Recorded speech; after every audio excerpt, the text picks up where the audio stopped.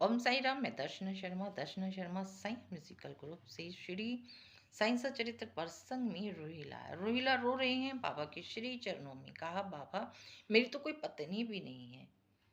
बाबा ने कहा, तो क्या हुआ, नहीं है तो आ जाएगी।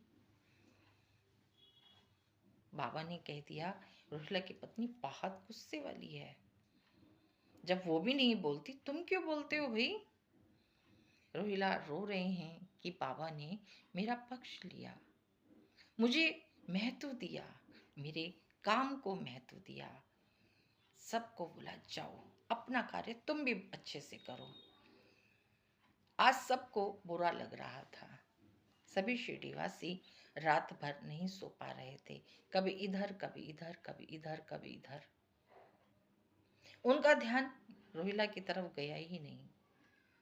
सो गए। अगले दिन भी यही हुआ। अब उन्हें आदत पड़ गई रोहिला की कर्कश आवाज की। वो चिल्लाए और वो सोए।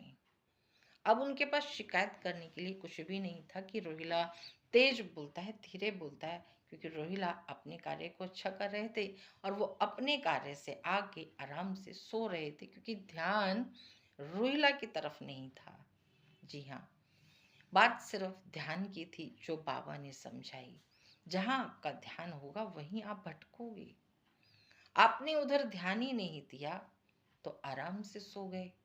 वैसे आप ध्यान दे रहे थे कि रोहिला तेज बोल रहा है, रोहिला तेजी से चिल्ला रहा है। तो अपने कार्य पे ध्यान दो, दूसरे के कार्य पे नहीं।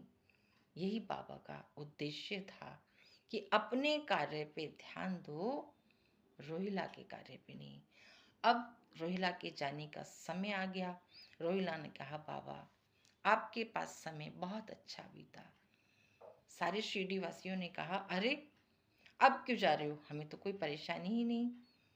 रोहिला कहता है, बहुत समय हो गया रहते हुए, मुझे भी अपने घर परिवार की याद आ रही है। अब नहीं रोको। बाबा ने भी कहा, और अब ये रुकेगा भी नहीं, क्योंकि परिवार याद आ रहा है इसको।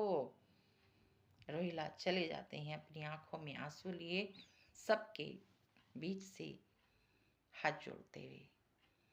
ये थी हमारी रोहिला की कथा प्रसंग। अगले प्रसंग में मिलेंगे। ओम साई राम।